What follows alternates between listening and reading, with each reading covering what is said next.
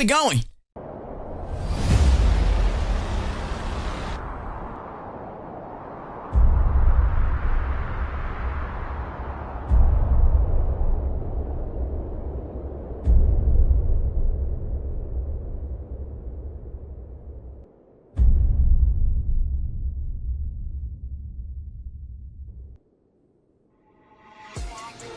Looks like the big moment has arrived. This time, I will do things differently. It is your turn, Kakarot. This time, we will no longer be made pawns by the gods.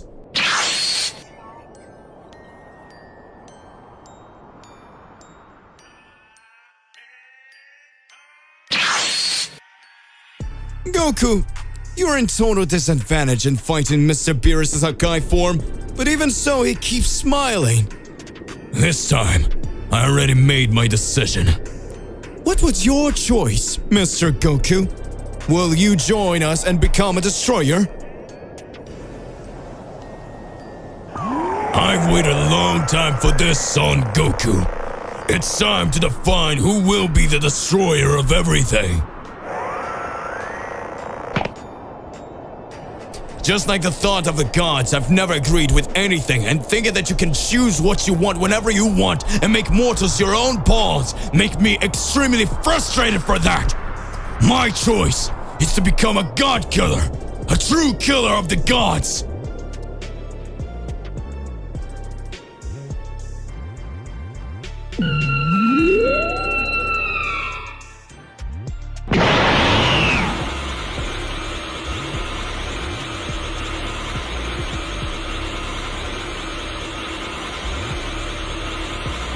You really are very powerful, Mr. Beerus. Looks like the big moment has arrived. Goku, you are in total disadvantage in fighting Mr. Beerus' Hakai form, but even so, he keeps smiling.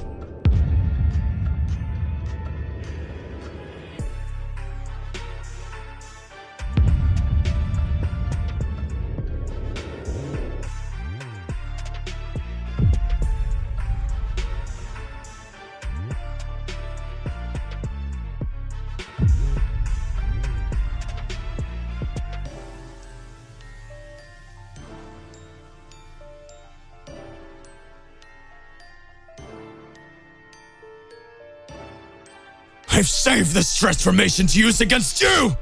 I live for this day!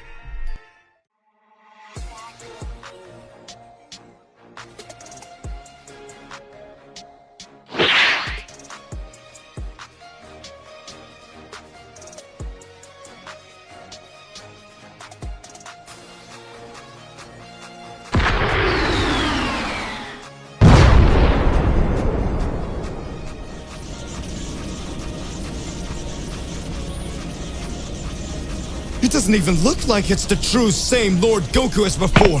His skin is similar to the skin of the angels. Could it be that he was able to activate this transformation because he finally completely mastered this Ultra Instinct?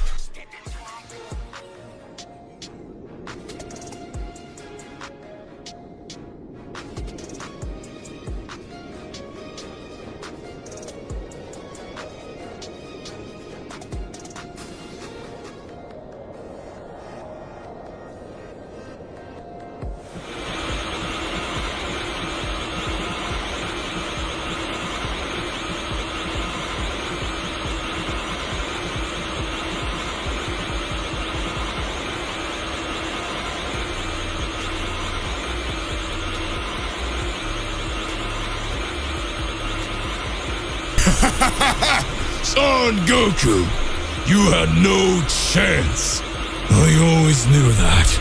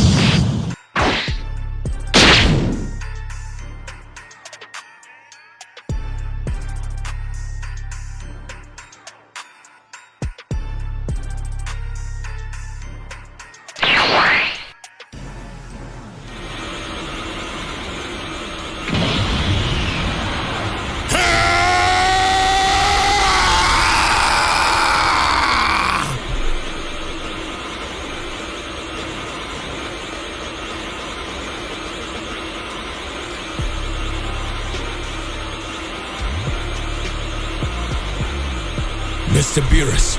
This won't do any good. You know it. Right?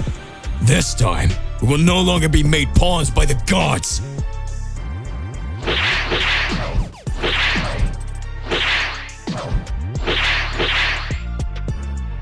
You're right. I don't know what happened to this reality's Goku.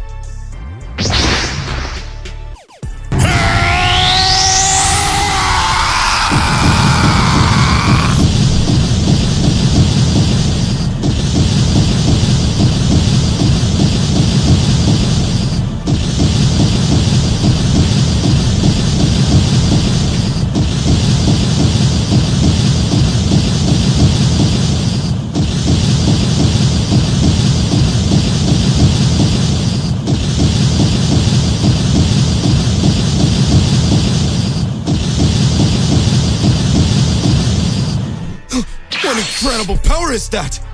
It doesn't even look like it's the true same Lord Goku as before.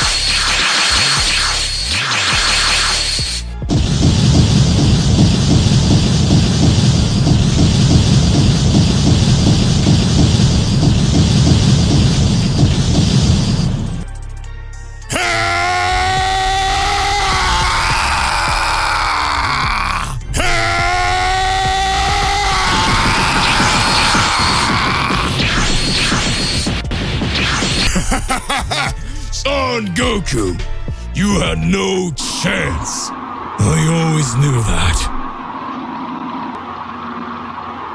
This is impossible. How did you manage to do this? You will know my true power, Beerus.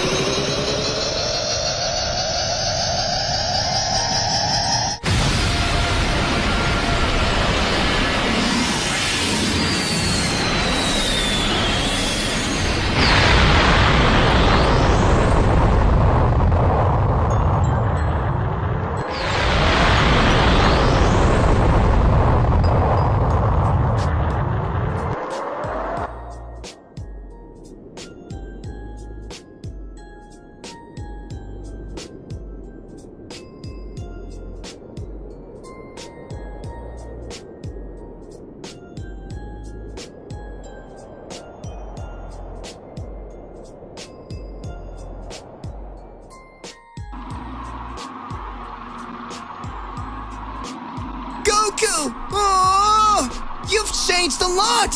Now your transformation is all blue!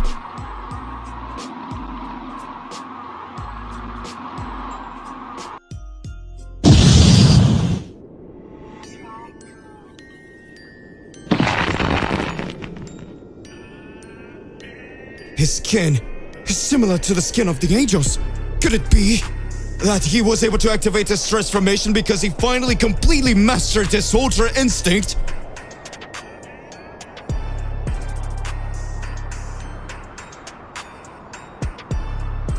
You're next, Mr. Whis.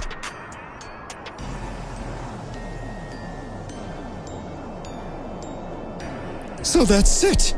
That was the power of the Saiyan of prophecy. That Saiyan who defies and denies all God's decisions. Well done, Mr. Goku. I had already forgotten. In fact,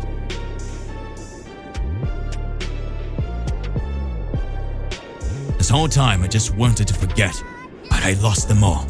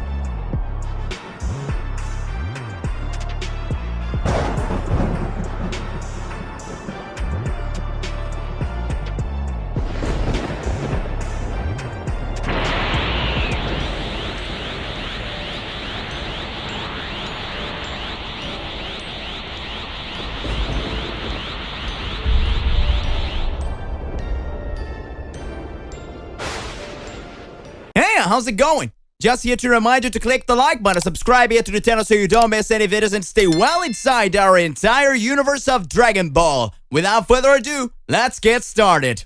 On a peaceful day on Earth, Goku, Vegeta, Gohan, and the other Saiyans were training together in a remote area, seeking to hone their skills to protect the planet. Everything seemed peaceful until an intense explosion echoed through the sky. They looked to the horizon and were shocked to see Broly emerging from the depths of Earth, enveloped in an aura of energy that glowed like never before. Broly, visibly out of control, seemed to have reached a new level of power. His mint green hair blew out as he roared deafeningly. His body was enveloped in an unknown energy. And his eyes glowed with terrifying intensity. He had achieved the legendary Ultra Instinct, a stage previously only Goku had achieved. Goku and Vegeta approached Broly, trying to understand what was going on. They knew that if they couldn't calm Broly down, Earth would be in danger. Broly didn't respond to any pleas. His fury was uncontrollable, and he launched a devastating attack that created a deep crater in the ground. Gohan, Trunks, and Goten entered the battle, doing everything they could to contain Broly's unbridled power. Meanwhile, Goku and Vegeta decided to team up and combine their strengths. They knew the only chance to calm Broly down was to defeat him. With their combined powers, they transformed into Super Saiyan Blue and launched a massive attack on Broly. The battle was reaching epic proportions, with bursts of energy lighting up the sky. Broly was showing off his incredible stamina, but Goku and Vegeta were also reaching their limits. They knew they needed to go further beyond. As a moment of desperation, Goku closed his eyes and concentrated intensely.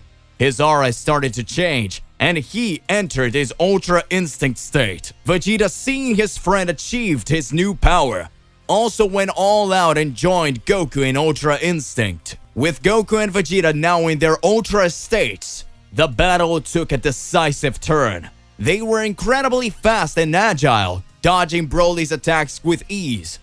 Together, they launched a combined attack that finally managed to hit Broly and knocked him back. As Broly fell to the ground, the Ultra Instinct aura around him began to fade. He was exhausted and weakened, but he had finally regained control of himself. With Broly finally contained, the Saiyans cautiously approached him. They didn't want to hurt him, just help him recover from his uncontrolled rage. Broly, now conscious, thanked Goku and Vegeta for bringing him back to his senses. Together, they swore to protect Earth and train to control their newfound powers. Broly's threat had passed, but the battle for the planet's survival would continue, and they were more determined than ever to face whatever challenge came their way. Thus, Earth remained safe, thanks to the union of the Saiyans and the strength of Ultra Instinct. They were ready to face any opponent who dared to threaten their home. With Broly now aware of his powers and determined to become stronger, Goku and Vegeta saw a unique opportunity. They knew Beerus, the god of destruction, was a master of the art of combat and could help Broly control his powers and reach a new level of strength. They headed to Beerus' temple, where the god of destruction was just bored, looking for a worthy challenge. When Goku and Vegeta proposed training Broly, Beerus enthusiastically accepted. He recognized Broly's immense potential and was willing to help as long as he was entertained by the process. Training with Beerus was intense and challenging. Beerus taught Broly how to control his energy more effectively, hone his fighting skills, and exploit his potential to the fullest. Broly faced powerful adversaries, including Beerus' own assistants, Whis, and the other gods of destruction from neighboring universes. While training, Broly also learned about the responsibility that came with his power. He realized that he was now one of Earth's protectors and was determined not to let his unbridled rage threaten the planet again. After months of intensive training, Broly has made remarkable progress. He was now able to access his legendary Super Saiyan form in a controlled manner without being consumed by rage. This heightened form of power was an advantage, but Broly knew he still had a lot to learn. During a training session with Beerus, Broly managed to achieve a new state, a fusion of the legendary Super Saiyan form with the power of Ultra Instinct. He was totally in tune with his energy, moving with grace and precision while still maintaining the overwhelming power of the legendary form. With his training with Beerus completed, Broly returned to Earth with newfound determination and complete control over his powers. He teamed up with Goku, Vegeta, and the other Saiyans to form an unstoppable line of defense for the planet. Earth was now safer than ever, thanks to the Saiyans uniting and training with Beerus. They were prepared to face any threat that dared to approach, and Broly had transformed from an out-of-control danger into a valuable ally in protecting his home. With Earth's future in the hands of these powerful and determined Saiyans, they would face any challenge that came their way. Despite the peace that reigned on Earth, Goku, the eternal seeker of challenges, was eager to test Broly's new powers. He was also curious to see who was the strongest Saiyan in a head-to-head between the two most powerful states, Ultra Instinct and Ultra Ego. Goku approached Broly with a friendly smile. "Hey Broly, I'm curious to know who is the strongest among us. How about a little friendly duo? You and your Ultra Ego, and I and my Ultra Instinct." Broly, now more controlled and focused, accepted Goku's challenge. He knew this would be an important test of his abilities, and an opportunity to show everyone how far he had come since the last time they met. The battlefield was chosen carefully, an isolated area to avoid collateral damage. The other Saiyans, and even Beerus and Whis, watched with interest as Goku and Broly prepared for their confrontation. The duel began with a burst of energy, with Goku and Broly charging towards each other at breakneck speed. Blasts and blasts of energy filled the sky as the two Saiyans tested their limits. Goku in Ultra Instinct was incredibly agile, dodging Broly's attacks with ease. Broly, in turn, with his powerful Ultra Ego, demonstrated immense brute strength and unwavering endurance. The battle was a dance of power and speed, and neither was willing to back down. The duel between Goku and Broly went on for hours, leaving everyone breathless. Both Saiyans were exhausted, but neither of them wanted to admit defeat. The Earth seemed to shake under the power unleashed by these two titans. In the end, Goku and Broly were side by side, looking out at the horizon. Both were wounded, but smiling, acknowledging the mutual respect they had developed during the battle. It was an amazing fight, Broly. You're an incredible, powerful warrior. Broly smiled and nodded. You too, Goku. It was an honor to fight you. As the dust settled from the battle, Goku and Broly shook hands and agreed to train together periodically to continue to improve. They recognized that they had much to learn from each other, and that together, they could be an even more formidable defense for Earth. With that promised, the Saiyans returned to the peace and quiet of Earth, knowing they were prepared for whatever challenge the universe had in store for them.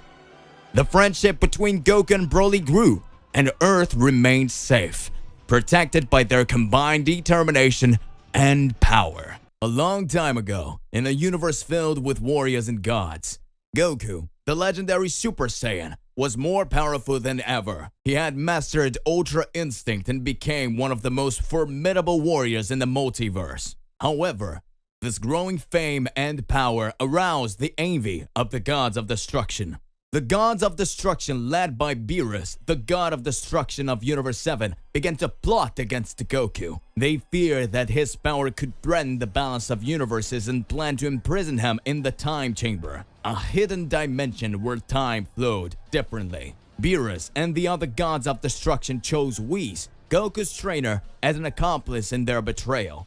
Whis reluctantly agreed to help them, hoping that Goku could learn an important lesson in the hyperbolic time chamber, and that it would benefit the multiverse as a whole. One day, during training, Goku and Whis traveled to the time chamber. There, they were ambushed by Beerus and the other gods of destruction.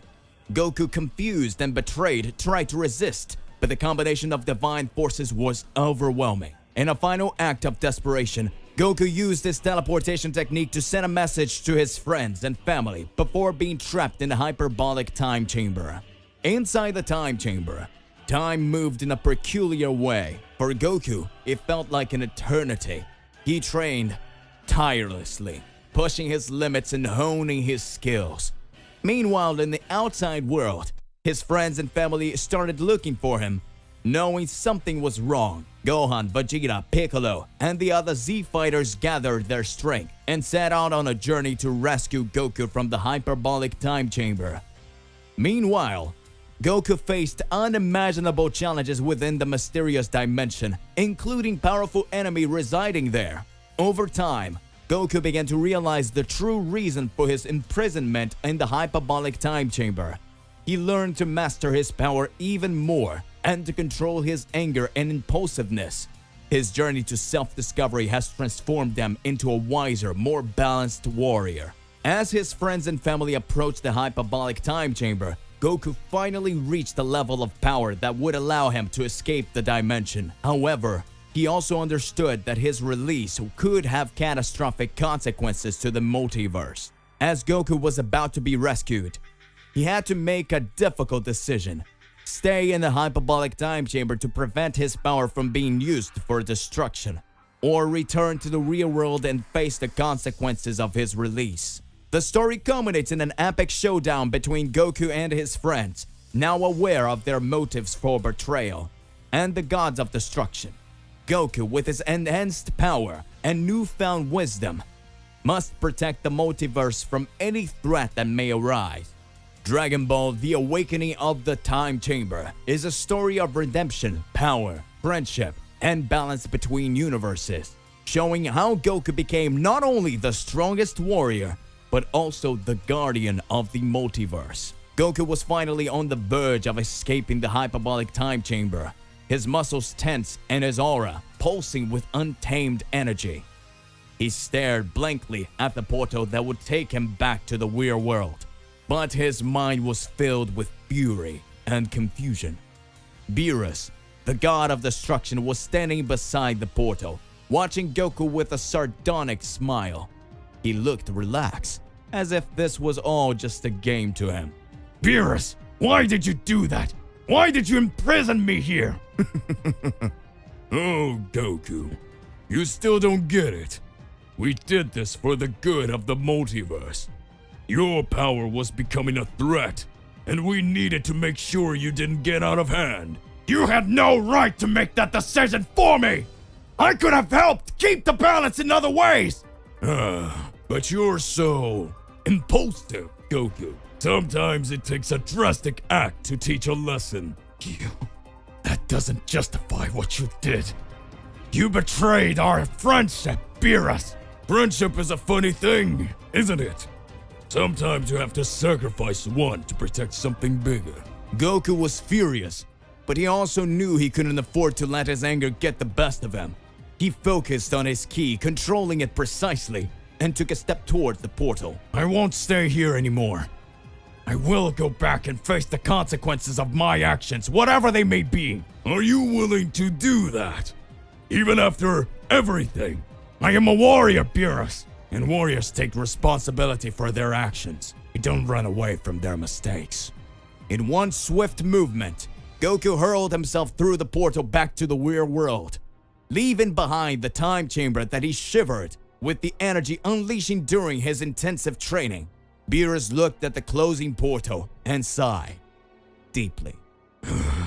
Maybe I have underestimated the kid. As Goku returned to the real world,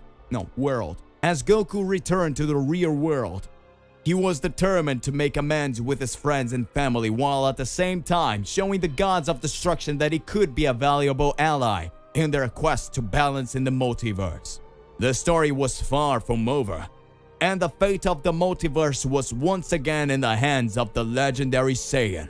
Back in the real world, Goku emerged from the time chamber amidst an explosion of energy that drew the attention of everyone present. His friends and family were waiting for him with concern, including Gohan, Vegeta, Piccolo, and even his faithful friend Krillin. Father, are you okay? Yeah, I'm fine. I need to explain everything for you. You must have a lot of questions. Goku shared the story of his imprisonment in the hyperbolic time chamber, the betrayal of the gods of destruction, and his journey of self-discovery. He explained how his power was being considered a threat to the balance of the multiverse and how he was determined to prove he could use it for good. So you're saying the gods of destruction think they can control you? Exactly, Vegeta. But I won't allow them to use me as a weapon. I want to use my power to protect our world and all other universes. It's a noble decision, Goku. But you need to understand that the gods of destruction are extremely powerful beings. You cannot face them alone. I know that, Piccolo. That's why I need help from all of you. As the conversation continued, Beerus and the other gods of destruction watched from afar, amazed at Goku's resolve. They realized that they underestimated the Saiyan, not just in terms of power, but determination as well. Maybe we got it wrong after all. Goku could be the key to the balance we've been looking for. The gods of destruction withdrew, leaving Goku and his friends with the daunting task of proving the Saiyan could be a reliable ally. Together they began to train, honing their skills and developing strategies to deal with any threat that arose. As time passed, Goku became not only stronger, but wiser. He knew his journey was far from over, and the multiverse was filled with challenges he had yet to face. But he was determined to protect the world and prove that a warrior could overcome even the greatest odds when he had friends and determination on his side. Thus, the story of Goku and his friends continue with epic adventures, fierce battles, and the ongoing quest for balance in the multiverse. They were ready to take on any challenge that came their way, with Goku leading the way as a true protector of the universe. As Goku and his friends trained together to face whatever threat came their way, the other gods of destruction weren't convinced that Goku should be freed from the hyperbolic time chamber. They saw his release as a potential catastrophe that could unleash chaos in the multiverse. Champa, Universe 6 God of Destruction, was particularly angered by Beerus' decision to allow Goku to be freed. He believed that Goku posed an even greater threat than Beerus initially realized. You're crazy, Beerus! Freeing Goku was a terrible mistake! He's a time bomb waiting to explode! Champa, you're being too hasty. Champa, you're being too hasty. Goku is determined to use his power to protect the multiverse. Determined? Is that what you think? Don't you realize he cannot be controlled? He will destroy us! As the argument between the gods of destruction continued, Goku and his friends realized that winning the gods' trust would not be easy. They knew they would have to prove that Goku wasn't a threat. Let's show them what we're capable of. We'll train harder than ever and be ready to protect the multiverse when the time comes. Gohan, Vegeta, Piccolo, and the other Z warriors accepted the challenge with enthusiasm. They continued to train and improve, preparing for any confrontation that might arise. Meanwhile, Goku decided to make a goodwill gesture towards the gods of destruction. He approached Champa, who was still furious about the situation. Mr. Champa, I know you're worried, but I'm willing to show you that I'm not a threat. We can train together, and you'll see that I'm committed to using my power to protect, not destroy. Champa looked at Goku suspiciously, but a small spark of curiosity flickered in his eyes. Train together? Why would I do that? Because I believe we can learn a lot from each other. And who knows, maybe we can become allies in the future. Champa considered Goku's proposal for a moment, before finally nodding reluctantly. And so, an unlikely alliance began to form between Goku and Champa as they embarked on intensive training together. As Goku and Champa trained, the multiverse looked on expectantly, awaiting the moment when the legendary Saiyan would be given the chance to prove his true intent to protect the balance of the universe. The story was far from over, and new challenges awaited, both on and off the battlefield. While Goku trained with Champa in hopes of gaining the trust of the gods of destruction, the distrust of other gods of destruction only grew. They saw Goku as an imminent threat to the balance of the multiverse, and were determined to eliminate him before he could do irreparable damage. It's time we face the truth. Goku is a real threat to the multiverse. He's unstable and cannot be controlled. Sidra, Universe 9's God of Destruction, fervently agreed. I agree, Belmont. We can't risk letting Goku loose. He must be eliminated before it's too late. The Gods of Destruction began planning a coordinated attack against Goku and his allies. They gathered the best warriors and strategized to ensure that Goku was defeated once and for all. Meanwhile, Goku and Champa continued their training, obviously to the plot that was brewing against them. They were focused on becoming stronger warriors and proving that Goku could be a force for good. On the day of the showdown, Goku and his friends were training in a remote location when they were suddenly surrounded by the Gods of Destruction and their chosen warriors. What? What's going on here? Hey! It's time to end the charade, Goku. You are a threat to the multiverse, and we cannot allow you to continue to exist. A fierce battle ensued, with Goku, his friends, and Champa facing off against the Gods of Destruction and their warriors. The fight was intense, with powers clashing and explosions rocking the battlefield. I won't let you stop me from protecting the multiverse! Gohan, Vegeta, Piccolo, and the others fought valiantly alongside Goku, but were in a distinct disadvantage in the face of the mighty Gods of Destruction. Can't you see how insignificant your power is compared to ours, Goku? However, amidst the battle, something unexpected happened. Champa, who was fighting alongside Goku, turned against the other Gods of Destruction. This is unacceptable! Goku may be stubborn, but he's willing to learn and protect the multiverse! You're wrong to try to eliminate him! Champa's betrayal created a rift in the ranks of the Gods of Destruction and their warriors, allowing Goku and his friends to recover and fight back. The fight continued, but now Goku and his allies were more determined than ever to prove to deserve a chance to use their power for good. Meanwhile, discord among the Gods of Destruction began to divide their ranks. The story of Goku and his struggle to win the trust of the other Gods of Destruction was far from over, and the multiverse still faced unknown challenges. The fate of the universe remains uncertain as the conflicts between Goku and the Gods of Destruction intensifies. The Gods of Destruction from the most powerful universes have secretly gathered to discuss their goal of wiping out Goku and the Saiyans once and for all. They were concerned about the growing threat they saw in Goku and his potential to become even more powerful. Whis, the Angel of Universe 7, realized the God's intentions and tried to appease the situation. We should consider all the consequences before making such drastic decisions. Goku may be stubborn, but he's also a valuable ally. Beerus, the Universe 7's God of Destruction, was torn between his loyalty to Goku and his concern for the balance of the multiverse. Whis has a point. Goku is an ally, but he's also a threat. We need to find a solution that keeps the balance. However, the gods most determined to eliminate Goku pressed for more immediate action. Belmont, Universe 11's God of Destruction was among the most ardent supporters of eliminating Goku. We've already seen what happens when Saiyans become too powerful. We cannot allow this happen again. Goku must be stopped at all costs! The other Gods of Destruction from the most powerful universes agreed with Belmont, and the decision was made. They would plan a joint action to eliminate Goku and the Saiyans. Meanwhile, Goku and his friends continued to train and prepare for the challenges ahead, oblivious of the gods' machinations. They were determined to prove that they could be trusted allies and that they would use their powers to protect, not destroy.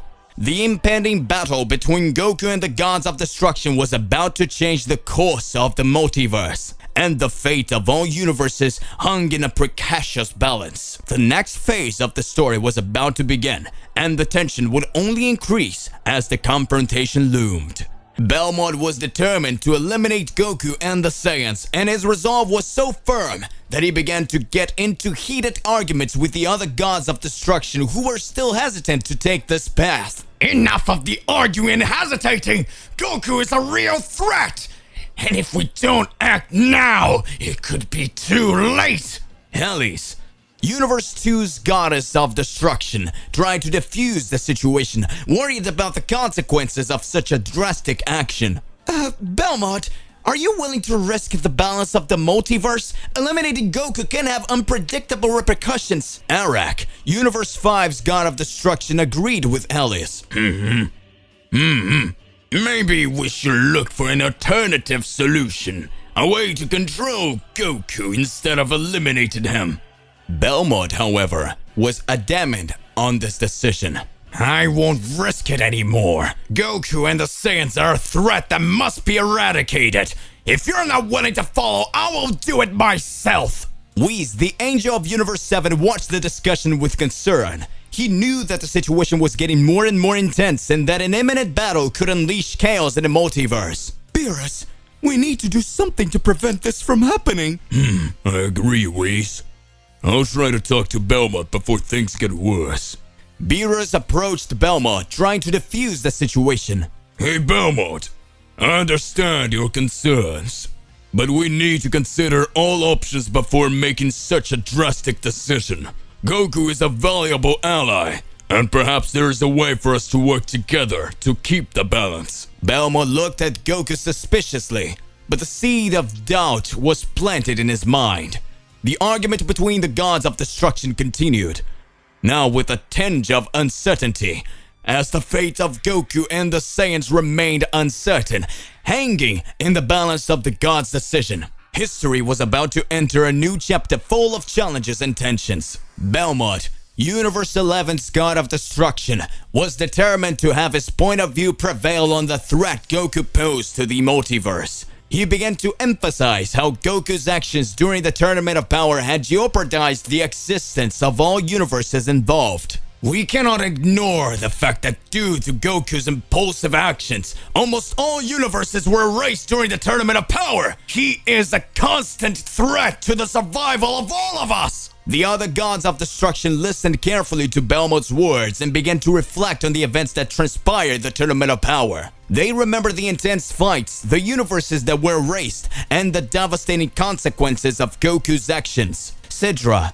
Universe 9's God of Destruction, shared Belmont's concerns. It is true, Belmont. Goku is a catalyst for chaos. If we don't act now, who's to say what disaster he will bring next? The discussion intensified, with some gods of destruction now more inclined to agree with Belmont's regard Goku. Whis and Beerus from Universe 7 continued to argue in Goku's defense, emphasizing his ability to change and learn from his mistakes. Son Goku might be impulsive, but is also someone who is willing to sacrifice himself to protect the multiverse. He deserves a second chance to show that he can be a reliable ally. We need to be cautious on our decisions. Eliminating Goku can create a power vacuum that could just be as dangerous as what you believe he can be. As the argument continued, the tension between the gods of destruction increased. The question of the existence of Goku and the Saiyans was about to become a flashpoint in the multiverse, with unforeseen consequences for all involved. Goku's fate was now in the hands of the gods, and history was on the brink of a monumental turnaround. Belmont was determined to eliminate the threat he believed Goku posed. He decided to confront Goku directly, going to Universe 7 with a challenge. In a sunny day, Belmont unexpectedly appeared in a kami shrine on planet Earth, where Goku and his friends were training. Goku, the time has come to settle this once and for all. I'm here for a fight, and you cannot run away. Goku, surprised by Belmont's sudden appearance, was thoughtful for a moment. He knew that the situation was getting more and more complicated and that a confrontation with a god of destruction could have serious consequences. Hey, Belmont, we can talk about this. We don't need to solve everything through a fight. Although I like to fight strong guys, but I'm not that kind of person right now. Belmont, however, was determined to go through with the challenge. Silence, Goku. We've discussed enough. The time has come for us to prove who is the most powerful. Gohan, Vegeta, Piccolo, and the other Z warriors watched the scene with concern, knowing that a battle between Goku and a god of destruction was unprecedented. Whis, the Angel of Universe 7, tried to intervene to defuse the situation. Belmont, please consider this. A battle between you and Goku could trigger events we cannot control. Belmont, however, was adamant of his decision. I won't back down now, Whis. Now silence. Goku, do you accept the challenge or not? Goku, realizing there was no other way around, finally accepted Belmont's challenge. Alright, Belmont. If that's what you want, then let's fight. But remember, we're not fighting to eliminate each other. We're fighting to understand and grow. The tension in the air was palpable as Goku and Belmont prepared for the confrontation that would change the fate of all universes. History was about to enter a decisive new chapter, and the multiverse was on the verge of an epic battle. The battle between Goku and Belmont reached its peak when Goku, after intense concentration and determination, finally managed to reach the second stage of Ultra Instinct. His aura was shrouded in divine energy, and his movements were incredibly fast and fluid. Belmont, who had underestimated Goku's skills, was now facing a formidable opponent and was having a hard time keeping up. What is this? How did you become so powerful? This is Ultra Instinct, Belmont. I'm not the same as before. Goku was determined to prove that he could defend himself and protect the multiverse without being a threat. However, the anger he felt towards the gods of destruction was bubbling up inside him. Belmont, you gods of destruction may have underestimated my potential, but know that I will use this power to protect the multiverse. And if you try to stop me again... Goku paused, his eyes shining with determination. I won't hesitate to take revenge on all of you. Goku's threat echoed across the battlefield as Belmont and the other gods of destruction looked on in concern. They realized that they underestimated the Saiyan and that their actions could have unleashed even greater strength. The fight between Goku and Belmont continued, with Goku using the second stage of Ultra Instinct to defend himself and counterattack. History was about to take a turn, with Goku determined to show the gods of destruction that he could be a trusted ally and that he was willing to do whatever it took to protect the multiverses. Universe 7. Earth. At that moment on Earth, several things begin to happen. Gohan and Piccolo continue their training. Gohan says, Mr. Piccolo, it looks like things are totally different from now. In my father's absence, we have to save the Earth here. We've clearly faced Cell Max and several other extremely powerful warriors, but I'm sure our strength will increase even more. Vegeta also ended up disappearing from here. What's going on? I can't understand it. It seems that my father really took his God Killer task seriously. I don't know how it would be if Mr. Beerus or Mr. Whis himself decided to fight my father. At that moment, Piccolo says, That's where you're wrong now. Perhaps this has already happened. Can you understand that Goku is not fighting for a bad cause? He's just wanting to protect those he always helped. Gohan tries to understand what Piccolo was trying to say. Piccolo concludes, I have long been of the family of evil. I fought your father before you were born, and at that time my life was linked with the god in the dragon spheres. On this planet, Kami-sama himself. Without thinking twice, I defeated Kami-sama, and Goku was the only hope. I could be considered a god at the time. I could do whatever I wanted, and whenever I wanted. But I ended up making other decisions, and everything ended up becoming something much more complicated. Can you understand now, Gohan? Maybe if Goku hadn't defeated me that day and still had the compassion to give me the sensu bean for me to recover, maybe you wouldn't even exist today. That was a totally surreal thing that ended up happening. Soon after, he ended up changing me and made all the other things end up joining him. Perhaps his goal as a god killer, even eliminating the gods of destruction, he still wants to bring them back one day and enter into an agreement. But that may have been the best way he could think of for things to happen in a peaceful way again. Gohan just watches. Doesn't make sense what Piccolo was saying. At that time in the time chamber, Vegeta continues to carry out his training. Vegeta says, If Kakarot believes he'll get stronger and stronger, then I will not stay behind. He is very strong.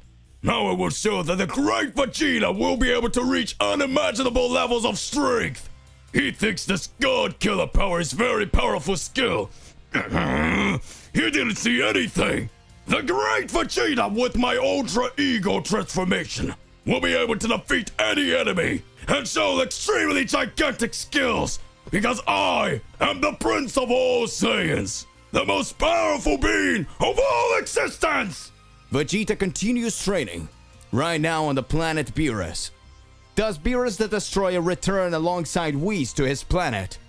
Whis starts to reflect and says, Looks like things are getting a lot more intense, doesn't it? Gods of space, time, and war, unleashed in Universe 6. And on the other hand, we still have beings that are extremely powerful that keep causing trouble. If Son Goku wasn't defeated by me at the time, maybe I have to let him continue to act until we meet again.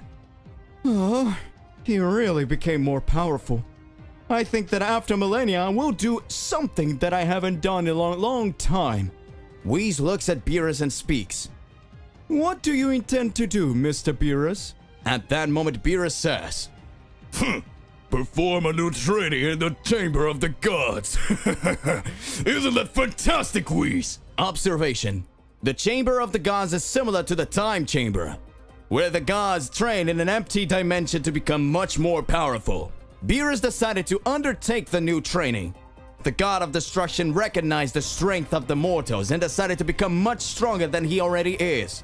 What is Beerus up to? Universe 6, Goku versus Ares. The battle keeps getting more and more intense, and all the participants start to be shocked to see several punches thrown from both parties. Goku doesn't flinch from the blows he's been taking from Ares, and Ares, smiling, also starts hitting Goku. Ares says, If you think that with that power you will be able to defeat me, you are very mistaken. So if you don't decide to use your full form, I will finish you off. Show me the power you showed in the tournament ranking soon. Goku starts to hesitate and tries to dodge the blows that were launched by Ares. At that moment, Ares was showing an entire different skill. Goku knew that Super Saiyan 2 wasn't enough to defeat him. After all, we were talking about the God of War. At this moment, Goku says, Looks like there's no way. So now I'll have to use my divine power against you. Goku activates the Super Saiyan Blue, and shortly after, Kaio-kan times 20! Ares is surprised and says, What is this? He managed to increase his power exponentially several times. This transformation, this ki, he also became a god. All the other Saiyans who were watching were stunned by what was happening. The tournament classifier says, Incredible! It seems that the mortal Kakarot can also raise his energy with the energy of a god! His strength is totally different! It seems that someone is fighting the height against the god of war Ares! Who will be the winner of this fight? Meanwhile, at King Sadala's palace, King Sadala watched everything that was happening and says, That is amazing. A mortal who can raise his powers to the level of a god. Does that mean we have a warrior like that in Universe 6? As far as I remember and the information that I gained, the only ones who can manage to do that were the Saiyans of Universe 7. The ones that were in the Tournament of Power. Something's going on. Something strange is happening in this tournament. I want information about this Kakarot. Find out which region of the planet Sadala is he from. We need to have more information about his families. At that moment, Vanos, concerned, says, Looks like things are going to get more complicated. If they really find out who you are, Mr. Goku, good luck. I hope you have a great luck beating Ares because it won't be an easy battle. When Goku activates the Super Saiyan Blue, he sees that Ares had a completely different look on his face. It seems that the God of War was seeing that he had chances to be defeated. At that moment, a big laugh starts to emerge. Ares says, Incredible! I never imagined that there would be such a powerful mortal in this universe! You are fantastic, Kakarot! But that's not enough! So, come on! I wanna dance! At that moment, Ares increases his powers even more, and with a crazy look, he hits a big punch on Goku with Kaio can increase 20 times. Goku says, This guy is incredible! He's still struggling playing with me, even though I raised my powers even more. It seems that it wasn't an easy task to fight the God of War of Universe 6. But anyway, it doesn't matter. I'm going to win!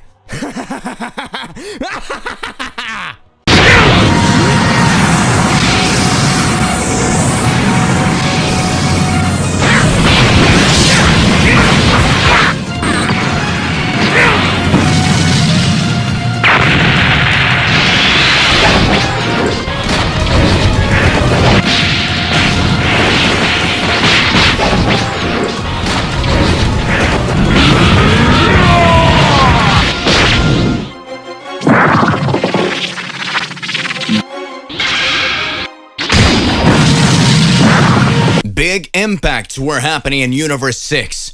All Saiyans were impressed with what they're seeing. The Saiyan who just now everyone believed was a weak being and who had won the qualifying fights by sheer luck was fighting equally and even making the God of War Ares hesitate. Who is the Saiyan Kakarot who challenges even the gods? At that moment, Ares, with great mastery, started to land several blows on Goku. Even with his Super Saiyan Blue form elevated, he still feels a great pressure of energy. Goku says, It seems like it was really crazy with normal techniques than fighting a god like that. If I really show my powers, maybe someone will find out who I am.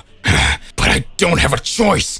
The way it's going here, if I don't do it, I'm done for. This guy is very strong, and I'm still sure he's not fighting with all his might. Ares watches and says, Good. It seems that you finally understand that you won't be able to defeat me with just that power, don't you? If you have any other skills, I think it would be time for you to use them. You're always like that? You analyze the enemies and then you don't defeat them. I think about it. If this is how you fight, you will surely be defeated with great ease by the Great War Emperor. At that moment, Goku starts laughing and says, You're pretty strong. I fought very powerful guys. Not long ago, I fought a warrior named Yami. He was probably stronger than you. In fact, I've never seen a mortal as strong as that guy. At that moment, Ares says, You know Yami? How did this guy even fight the 7th strongest warrior in the entire universes? He fought Yami and still managed to stand? Who is this guy anyway? At that moment, Goku starts to raise his ki even more. As Goku increased his energy even more, the entire audience that was watching and not believing that a Saiyan could get stronger was watching everything that was happening. The audience said, What do you mean? Can a Saiyan get that powerful? How can a Saiyan raise his strength to the level of a god? This is impossible. This warrior is a fraud. At that moment, an angry cauliflower begins to speak. Hey, you assholes! Stop talking like that! He is a Saiyan who is fighting for all of us. Just like you, he also has dreams and is here to prove and show his true strength. And his true worth. The entire audience begins to observe for a few moments what Cauliflower has to say. Cauliflower concludes, All this time, we've been under the tyranny of some gods of destruction. For all that time, we never had the opportunity to be able to hear and be heard. Every time we went up against the god of destruction, the god of destruction eradicated a different planet. It seemed that we were cogs, just pawns to all of it. And we were mere idiots. And this time, the one who is fighting is the God of War who knows how to create a great catastrophe in everything he goes through. And a Saiyan who is fighting with his thoughts on our familiars. And on all of us. Who do you want to win? Who do you believe has the potential? If a Saiyan manages to raise his power even more and manages to equal his power to that of a god, it is because he must be chosen by all of us to be their next king. Let's believe in the level we ourselves are capable of. Mortals may yet rule everything one day. At that moment, it seems that all the Saiyans resolved and understood what Cauliflower was trying to say. All Saiyans realized that Goku, or rather Kakarot, was not the problem, but maybe the solution for times of peace and harmony for the warriors. Saiyans knew that King Sadala could do a good reign as a god of destruction, but King Sadala was not the one who was fighting for justice for all. So he was the one who was showing his true strength. The one who was impressing everyone with his fighting power was the Saiyan, that Saiyan, who until now was an unknown being. In a few moments, a scream is heard. Come on, Kakarot! Let's go, Kakarot! We have faith in you! Kakarot! Kakarot! Kakarot! Kakarot! Kakarot! Kakarot! Kakarot! Kakarot! Everyone starts screaming. Frieza looks and says, How insolent you Saiyans are! Just now they were shouting my name. Now they're screaming the name of the damn Son Goku. Well, it doesn't bother me. I'll finish them off in a blink of an eye. At that moment, Goku fighting Ares activates his Ultra Instinct. Ares is impressed and says, Now they're screaming your name, Kakarot. At that moment, Goku fighting Ares activates his Ultra Instinct. Ares is impressed and says, This guy manages to use the Ultra Instinct, the technique that even the gods of destruction have a hard time using. Who are you anyway? At that moment, King Sadala appears and says, Interesting fight, isn't it? Goku looks at King Sadala and starts watching. Ares says, That insolent being! You want to stop our fight!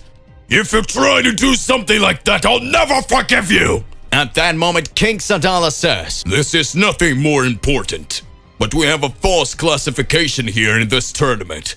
The Kakarot participant is actually Son Goku, the mortal who fought in the Tournament of Power and fought against Jiren, that warrior who had strength levels linked to a god of destruction. Goku barely defeated Jiren, but as much as the battle was gigantic, his universe managed to win and cause all the other universes to be brought back. We can't just forget that this Tournament of Power only appeared because Goku asked Xeno-Sama for him to know the strength level of other warriors from other universes. A greedy thought and wish. At that moment, Goku speaks. No! I can't believe it! I'm unmasked! I got caught! Cauliflower watches and says, So King Sadala found out about everything! Bakura says, No, it can't be now! Damn it. What will happen? All participants were watching. All participants start shouting, Goku, Goku, Goku! Win this fight, Goku! King Sadala starts to laugh and says, It seems that no one cared about it. So if the audience doesn't care about what this fight is, keep going. Fight till the end. At that moment, the tournament classifier observes and speaks. If King Sadala authorized the continuation of the fight, then now the Kakarot participant, or better, Son Goku of Universe 7, continue fighting against Ares, the god of war! Ares starts to raise his power more, and the whole ground starts to shake, and in little moments, the whole sky starts to darken. Ares says, It is time to fight for real. If you have shown the Ultra Instinct mastered, now you realize you're fighting the god. And that will be your end, Son Goku!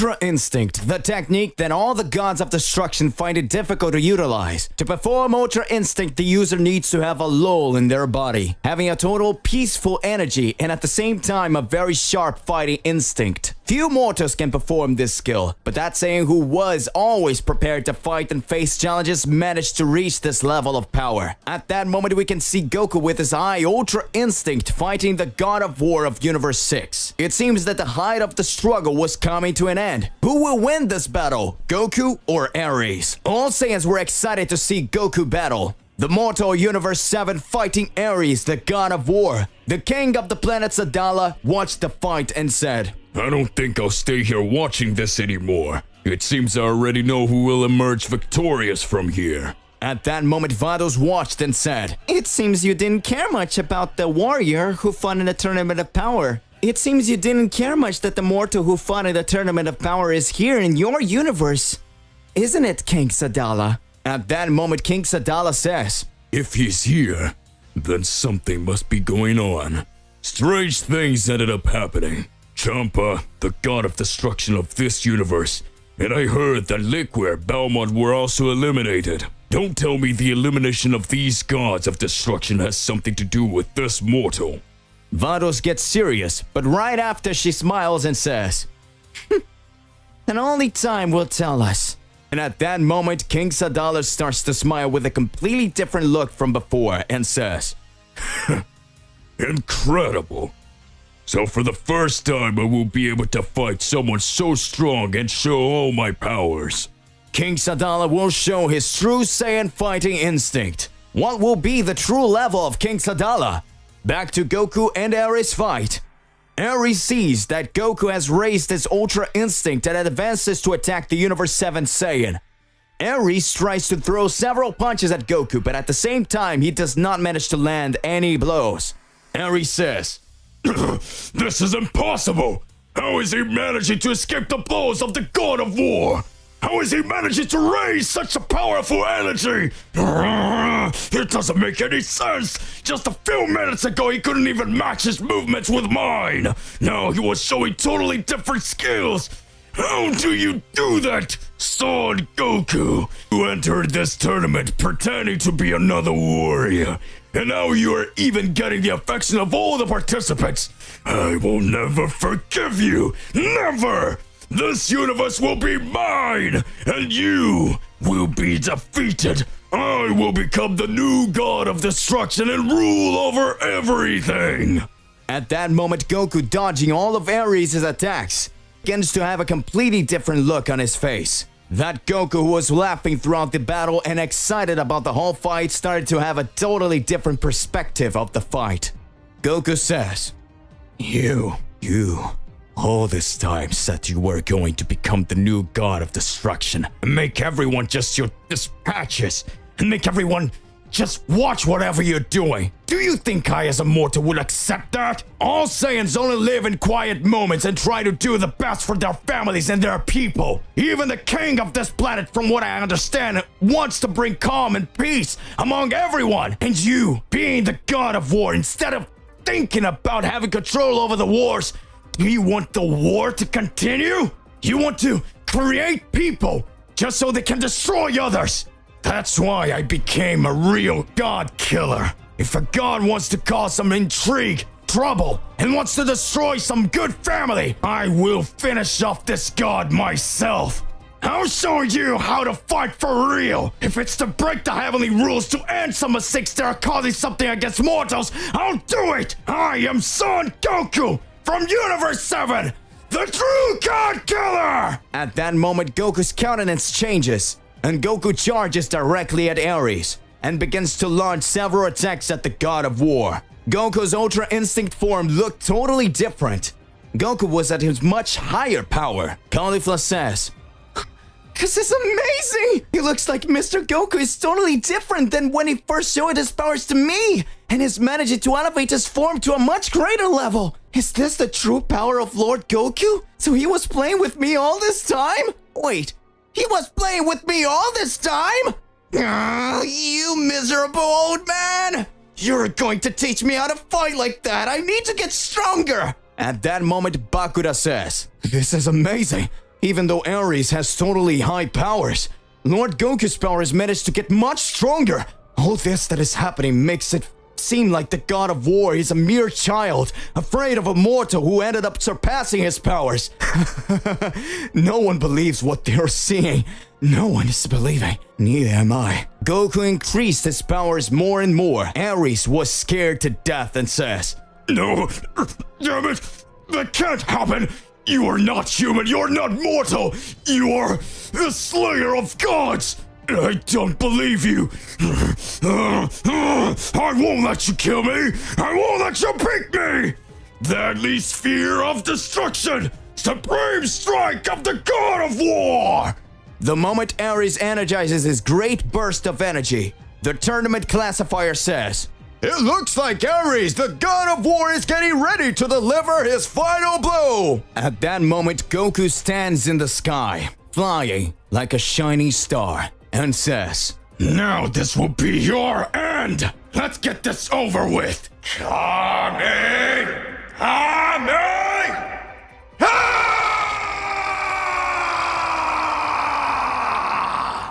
just as Goku launches a big Kamehameha, the blow collides with Ares, and Ares yells, I'm going to beat you, Son Goku! You'll never be able to do anything against me! At that moment, Goku starts laughing and says, Even though you're an enemy, you really were strong. It seems that after my fight against Mr. Beerus, I found Yami. Those battles made my powers increase even more. I think I have to thank them. If it weren't for this fight, maybe I wouldn't be able to beat you. Goodbye, Ares. I hope that one day we meet in another universe. At that moment, Goku destroys the entire body of the God of War in their fight. Ares is completely knocked out of existence by Goku. The classifier and the other warriors couldn't believe their eyes. Goku, the mortal of Universe 7, emerged victorious. Frieza says, Frieza laughs. The classifier says, for a giant turn in the battle, the victor is Son Goku!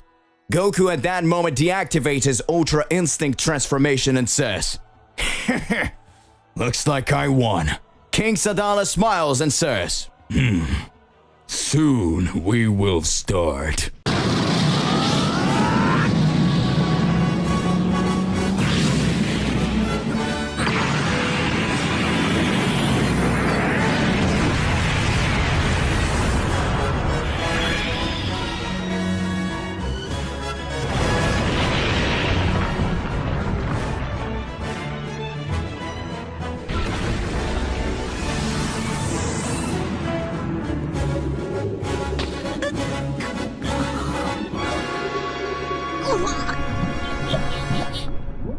Goku, with all his power, was victorious in this battle against the God of War, Ares. All the Saiyans had started rooting for Goku to win the battle against the God of War. It seemed that for a while, Goku was being recognized by all the other Saiyans that he could be the salvation not only for the planet, but also for the entire universe. That mortal who started the tournament fighting just to get to speak with King Sadala was now being glorified by all other Saiyans to become the new God of Destruction. Goku being a God killer, would he accept becoming the new God of Destruction? Goku grew stronger as he used his God killer energy powers. But even more challenges await the spiky-haired Saiyan. Goku walks out of the arena with his body all bruised up and says, This fight was great!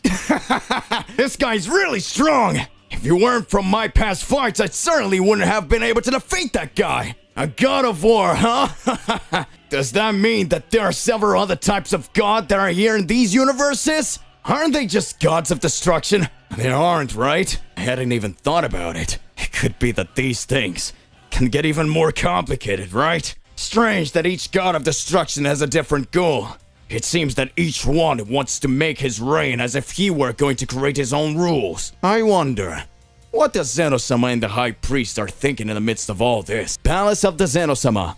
Xeno-Sama starts talking to Daishinkan and says, Oh, Daishinkan! Have you noticed how Goku manages to get so much stronger after all this time? His God Killer powers are definitely getting bigger. With each passing battle, he manages to show us an even growing spectacle. Daishinkan starts watching smiling and says, "Indeed. The performance that Mr. Goku is showing is increasingly intense, Mr. Xeno-Sama. 3 gods of destruction cease to exist.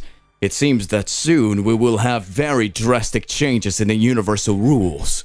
Xeno-Sama's guards begin to observe everything that was happening. Note, whenever gods of destruction or gods of creation are eradicated, breaches in the celestial rules end up being created. Whenever a god of destruction was eradicated, his palace was vacant and another extremely strong warrior ended up entering his place. In this way, a looping storm was created. When gods of destruction run out of control, extremely strong warriors who are the slayers of gods end up appearing. And with that, they become increasingly powerful, having their targets to eliminate gods of destruction. Xeno-Sama only interferes in a universe when he realizes that that universe no longer has the salvation that it needs. If another warrior proves to be worthy of being a god of destruction, he has a meeting alongside the great priest and Xeno-Sama to prove his powers. But for this to happen, the other celestial entities need to agree with everything that has been happening. Xeno-Sama says, Goku is very strong. I can feel his energy in Universe 6. He has already fought very powerful guys. The tournament between Universe 7 and Universe 6 was really amazing, Daishinkan. Do you remember? He managed to fight Hit, who at the same time was the assassin of Universe 6. Hit was sent to silently eliminate several extremely strong generals. And with that, he managed to be considered one of the most powerful warriors in his entire universe. Everyone was surprised to see that Hit, who was thousands of years old, found it very difficult to fight Goku when he turned his hair blue and his body red. It was as if he had increased his power so many times that he could not withstand such pressure from that power. Goku at the same time already surprised Champa, who was the god of destruction of Universe 6. Goku at the same time had already surprised Champa, who was the god of destruction of Universe 6. Now Goku himself has managed to surpass Champa himself!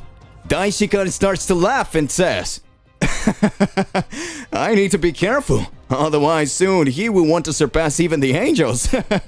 Within this universe, there are extremely powerful beings. From what I could see, Yami, the 7th most powerful mortal in the universe of the Rajin race, even fought against Son Goku and managed to show monstrous energy. It was not clear who could have come out with a victory. Just because Son Goku managed to fight the 7th most powerful in the universes is already a sign that after he became a god killer, his skills increased exponentially. Well, Xeno-Sama, let's wait until the time comes for some interception. Planet Earth. Gohan and Piccolo performed their training and went straight to Kami-sama's temple. Gohan says, "Mr. Piccolo, I'm sure we'll get much stronger from now on. With our new powers, training inside the time chamber will make our energies increase even more. I feel that a great catastrophe can still happen. We don't know how this journey of my father will result. It seems that messing with the gods can trigger something much more complicated. I will grow stronger to protect the Earth with all my might." At that moment, Dende appears in front of Gohan and Piccolo and says, Hello, Gohan-san, Piccolo-san, have you come to visit us here?" At that moment, just feeling the energy of Gohan and Piccolo, Dende had been scared, realizing that the powers of the two were on another level of strength. Dende says in his mind, "What an incredible power is being emanated by all of them. Did they manage to get much stronger even after they fought so max? Is this the real power of Mr. Gohan and Mr. Piccolo?" Gohan says, "Hey Dende, we need to know if it's possible to train at a time chamber now. I'm sure Mr. Piccolo and I can get much stronger, much more powerful to be able to save everyone here on Earth. In my father's absence, of course." At that moment, Dende smiles and says, "I don't know if that would be possible now, Mr. Gohan and Mr. Piccolo. Right now, there's another person training there." Gohan and Piccolo are surprised. Gohan questions, Huh?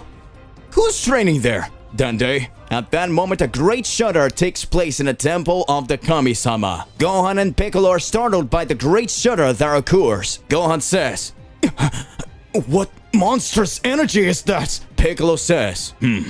I know this key. At that moment, Dende observes and says, looks like he finished training. At that moment, the time chamber explodes, and Vegeta Ultra Ego appears with his extremely high power level. Vegeta Ultra Ego says, What are you doing here, Kakarot Swarm? The great Vegeta has completed his training. As soon as I find Kakarot, I will show him that the great Vegeta is the most powerful of all.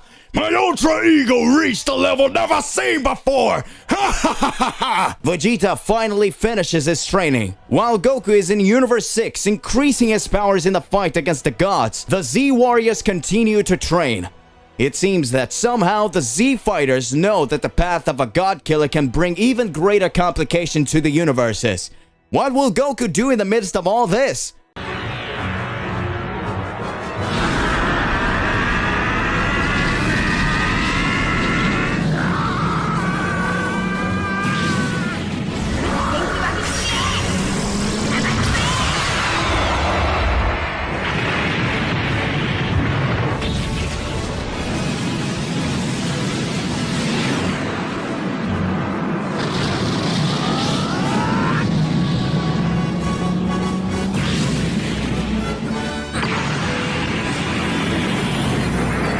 Planet Kaio.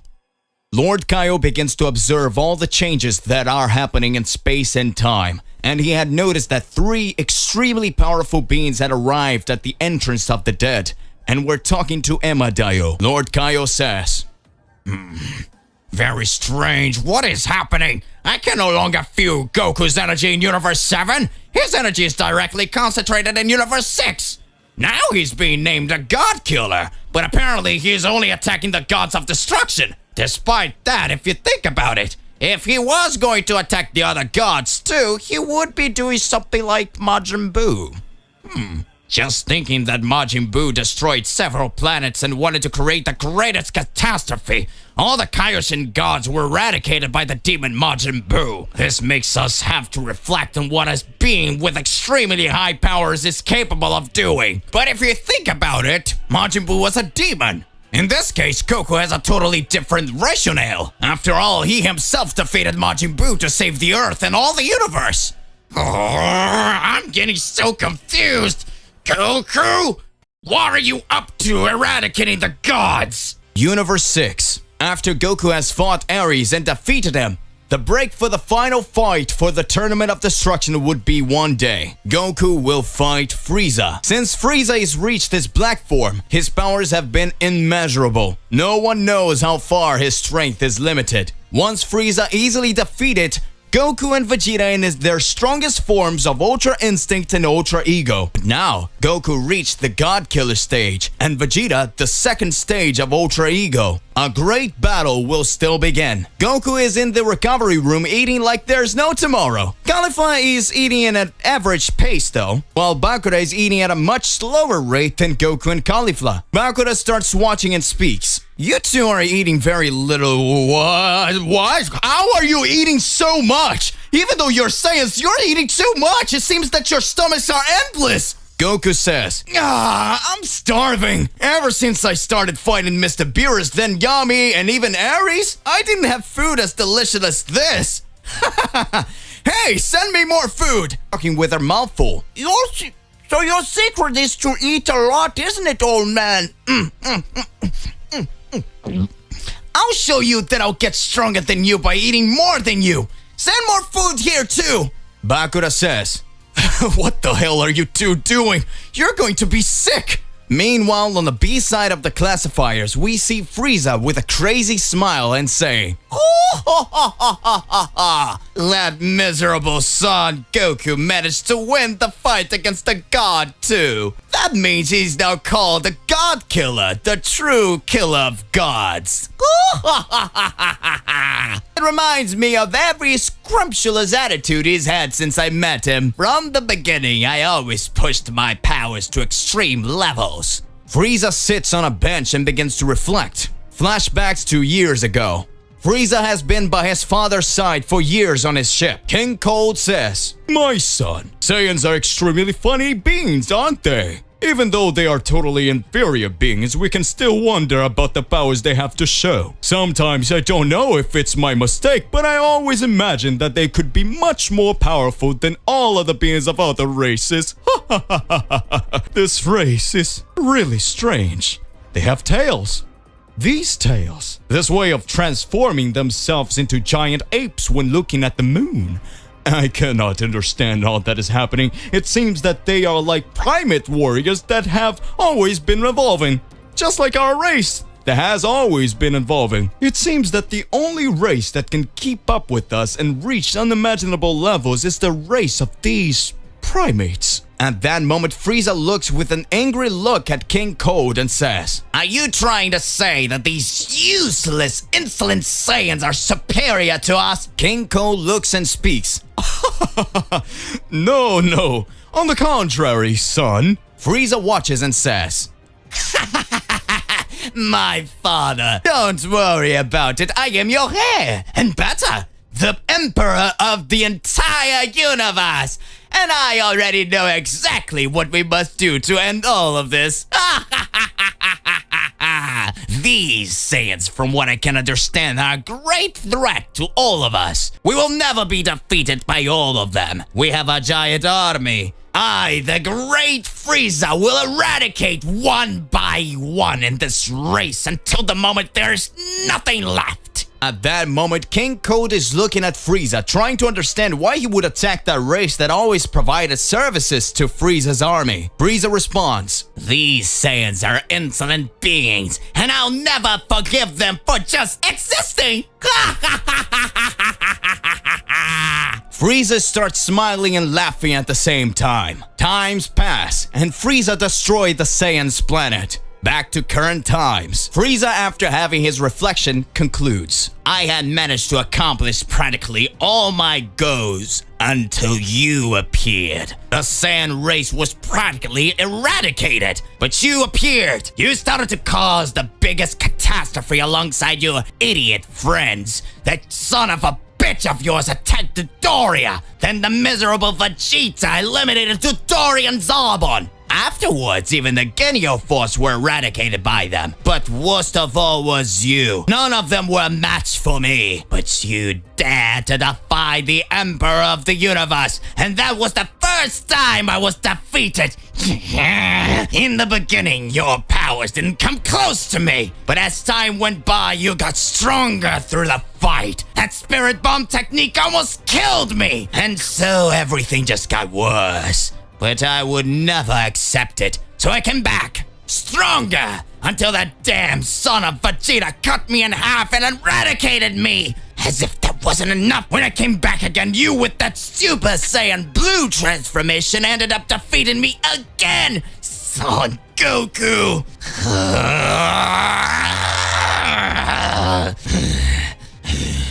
Now, I will completely destroy you, Son Goku. Nothing of you will be left with my Black Frieza form. I am the Emperor, the true Emperor of the universe, and I will make you pay for everything you have done to me one day. And I will become the new god of destruction of this universe. This will be just the beginning of the Great Frieza!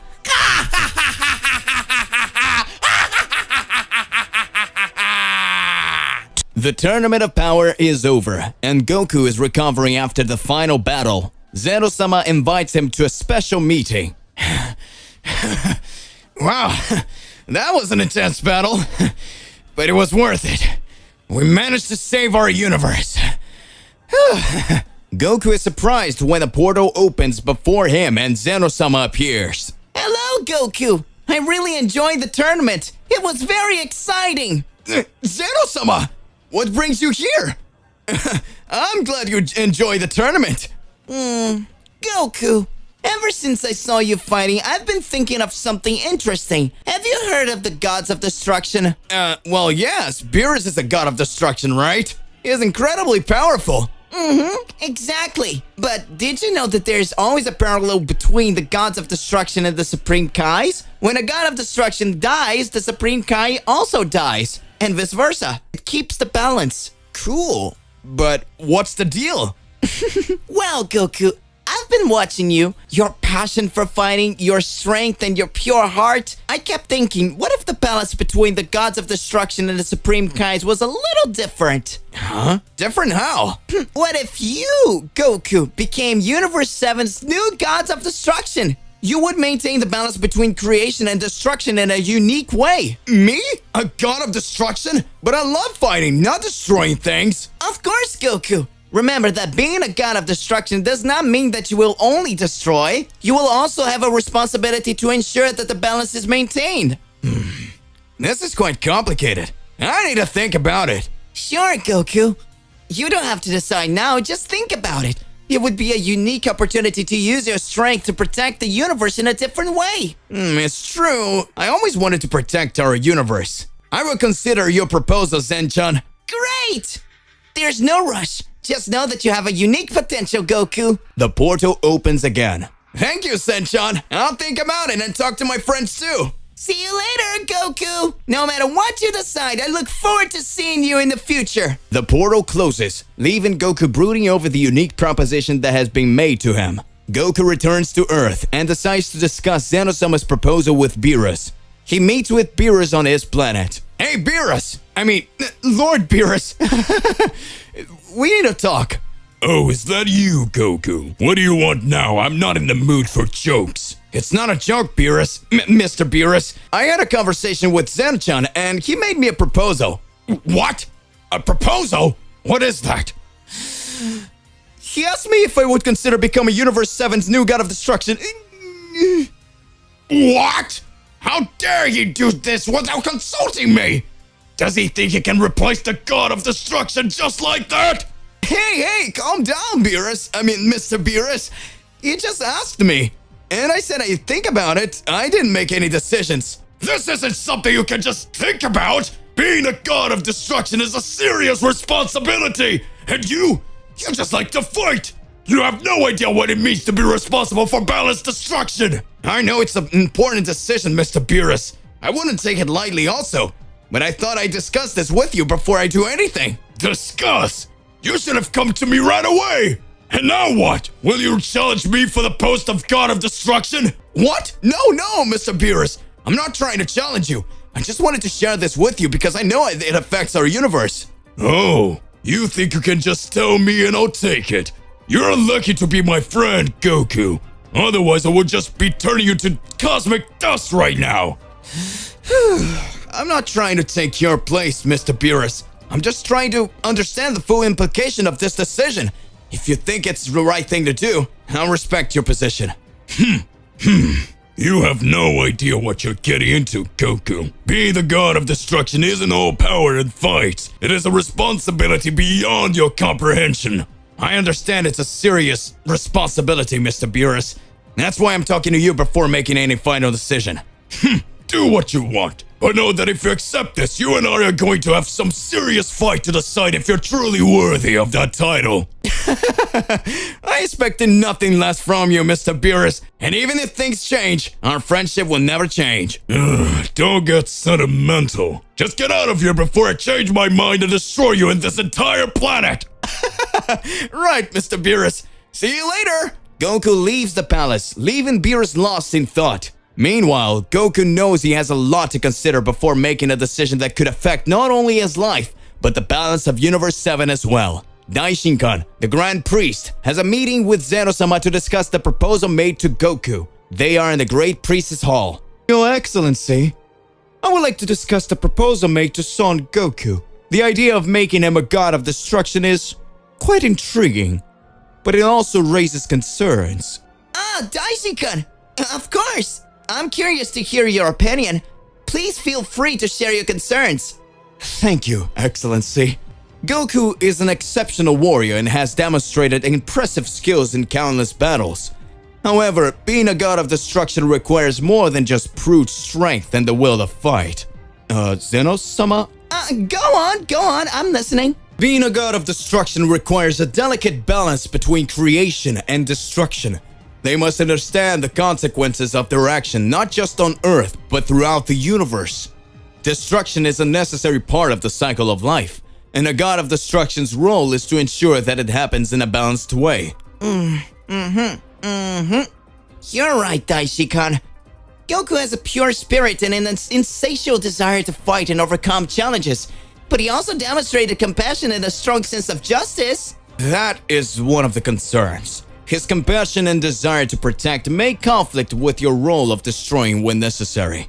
We need to consider whether Goku has the mindset to make tough decisions in the name of balance. That's true. However, Goku has the ability to overcome himself and learn from the experiences. He has always strived to protect Earth and the universe from greater threats. But is that enough? We should also consider the dynamic with the current god of destruction, Beerus. The transition of power must be smooth and not cause unnecessary conflicts. You're right, Daishinkan. The decision cannot be taken lightly. I would talk to Goku again and assess whether he's truly willing to accept this responsibility. Thank you for considering my concerns, Your Excellency. Our goal is always to ensure harmony in the universes. Yes, it's true. Let's watch closely and make a decision that's best for Universe 7 and Goku himself.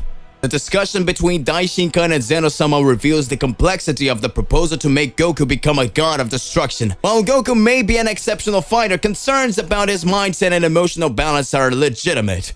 The final decision can only be made after careful consideration of the universe-wide implications. Chapter 1: The Legend of the Tailed Brothers. Year 737. Planet Vegeta. Paragus was being held by King Vegeta's men while he begged for his son, Broly, not to be killed. But that didn't seem to have moved him one bit, and after a long time begging for his life and his son, King Vegeta was already gone. Tired of this conversation, before he could shoot a wave of energy at Paragus' chest to pulverize him once and for all, one of the gods appeared and made a proposal to the king. What if the little Saiyan was sent to a planet far from Frieza's vision and also of the planet, so that it would not cause any problems for his reign and yours? Pondering for some time, King Vegeta considered this a possibility he liked, and so he ordered that the little Saiyan be sent to a distant planet, this being one that was considered forgettable. And thus, one of the real scientists who passed by the room told a low-power Saiyan who curiously,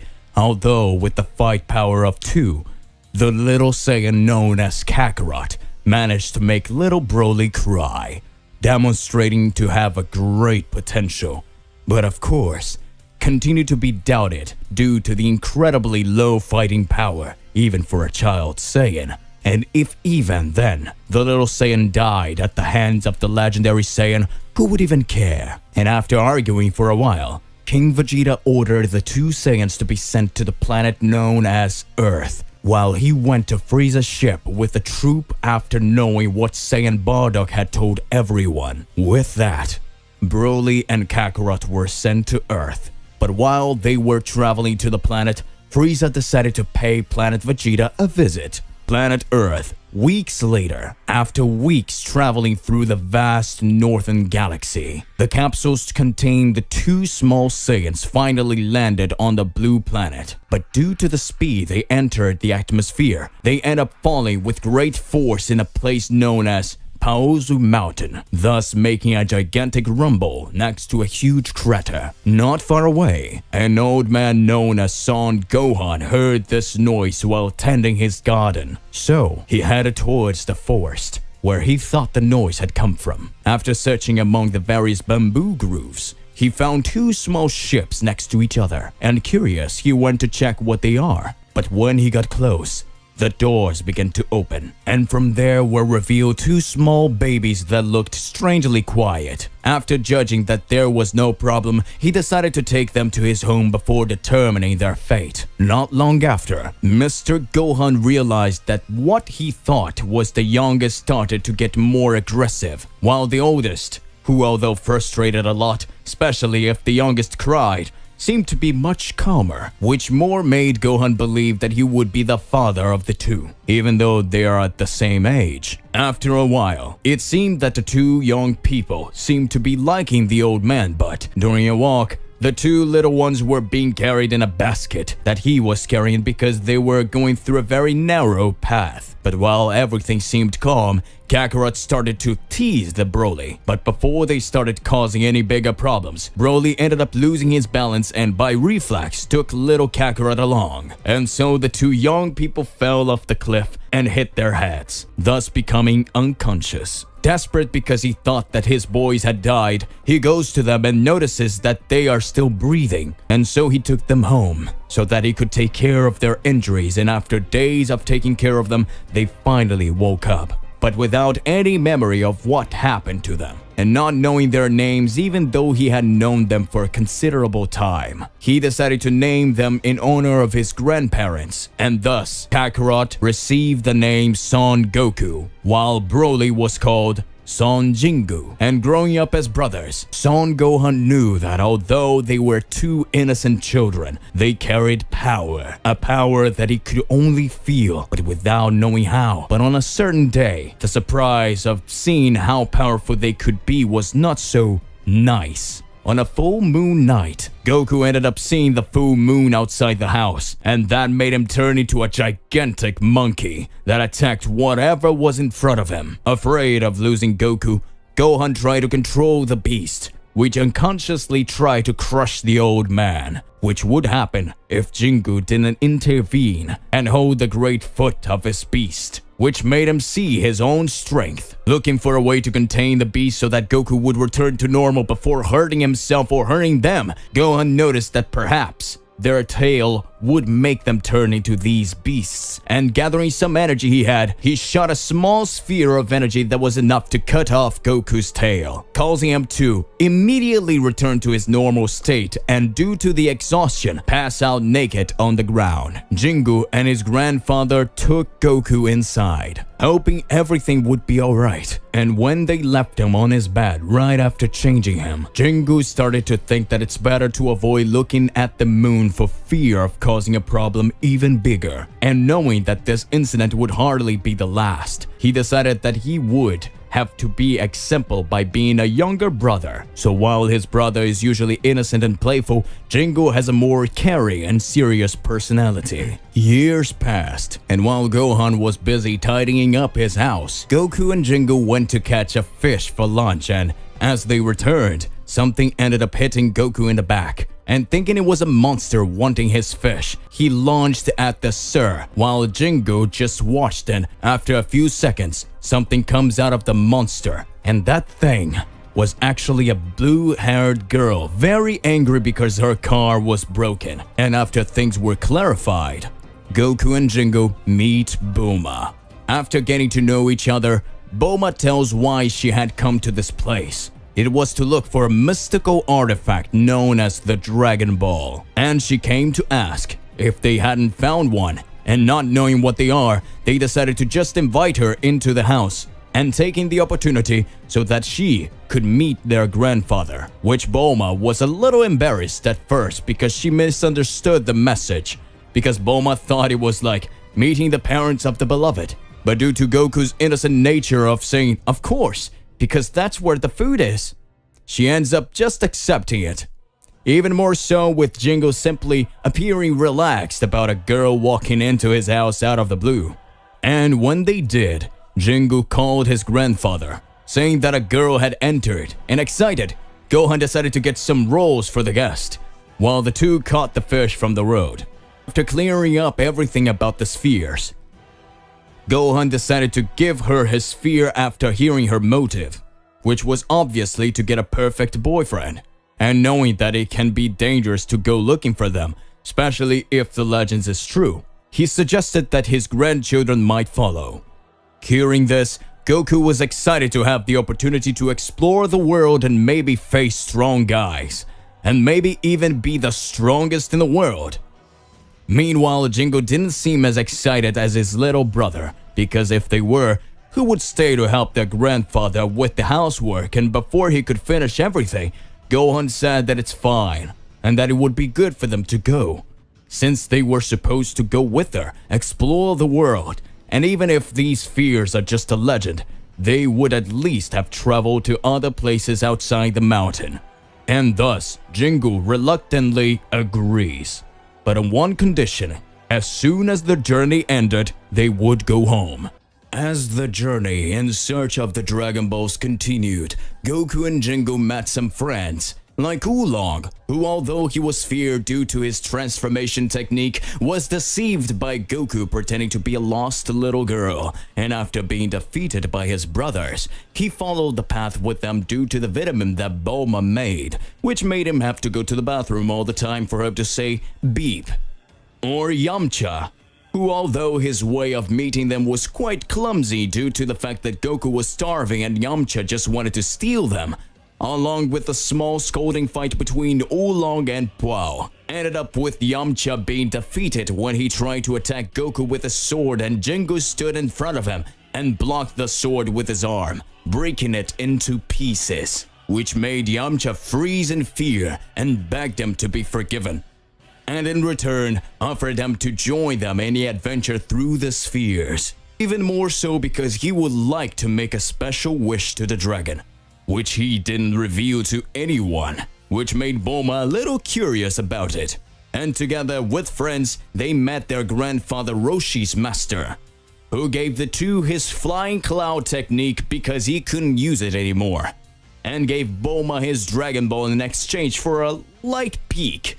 Without it, know how he managed to convince him, and even managed to save Fry Pan Mountain with the help of a new friend called Chi-Chi, who ended up making Goku a promise to her marriage, even though he didn't know what that was.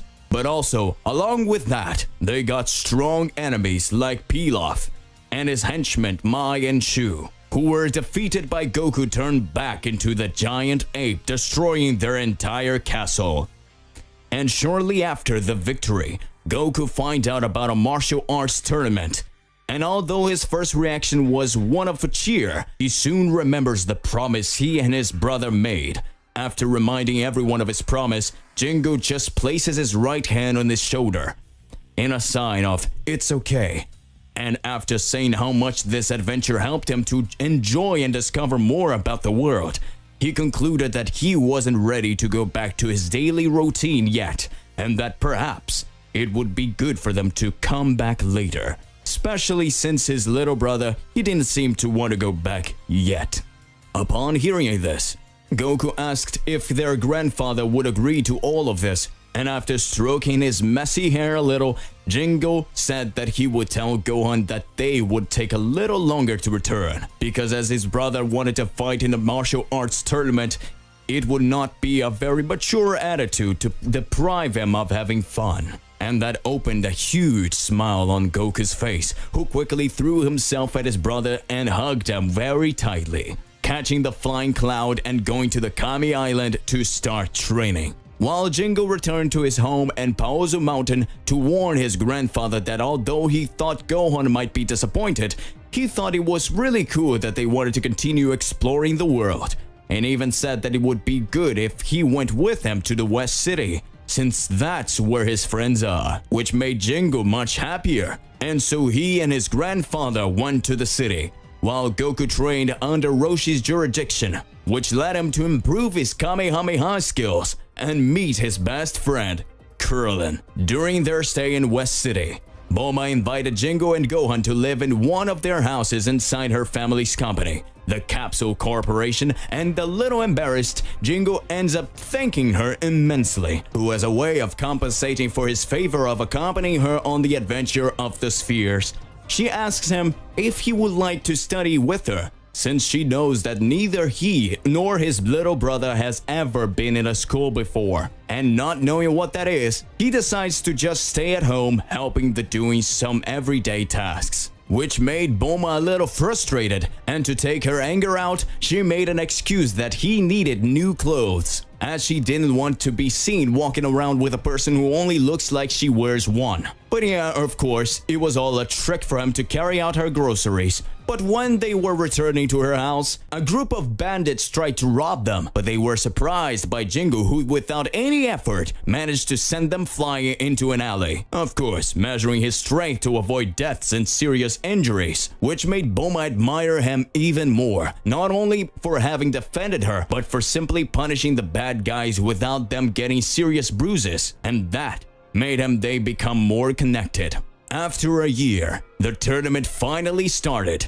And there, in addition to Goku's reunion with his friends, there was also Roshi's reunion with Gohan. And while Goku was looking forward to fighting with his brother, he said that he would not participate, that he just wanted to see him fight so they could know how much stronger he got. And so while Goku, Yamcha, and Krillin entered with 5 other unknown competitors, Jingo and the others were looking for a place to watch the tournament, but they found it strange that the Master Roshi wasn't there. And during the second fight, he and his grandfather started to get suspicious of the mysterious Jackie Chun, who seemed to be a little older than he should be, even more so for having defeated Yamcha so easily without laying a finger. And the suspicions are only concluded when, defeating Krillin, the mysterious figure uses a Kamehameha to avoid falling out of the ring, but they decide not to tell so that they know why. When Goku finally reaches the finals, Jackie Chan begins to fight.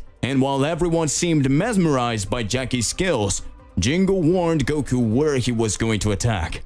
And this ended up giving him a certain advantage against the master, but not enough so that he could prevent the drunken fist of the same, which resulted in Goku having trouble dodging and by accident turned into a giant ape and almost destroyed the entire arena, being prevented by Jackie Chan destroying the moon, making him turn into normal, but without memory and completely naked. After the tournament is over, the mysterious figure decides to invite everyone to a snack that he would pay for with the money he won from the tournament, which almost runs out due to the almost inexhaustible hunger of the two brothers. After they finish eating, Goku says that he's still curious to explore the world further. After they finish eating, Goku says that he is still curious to explore the world, and even with Jingo saying that they might have been far longer than they should be away from home, Gohan accepts and says that it wouldn't be good for them to simply stop discovering the world just because of a silly promise.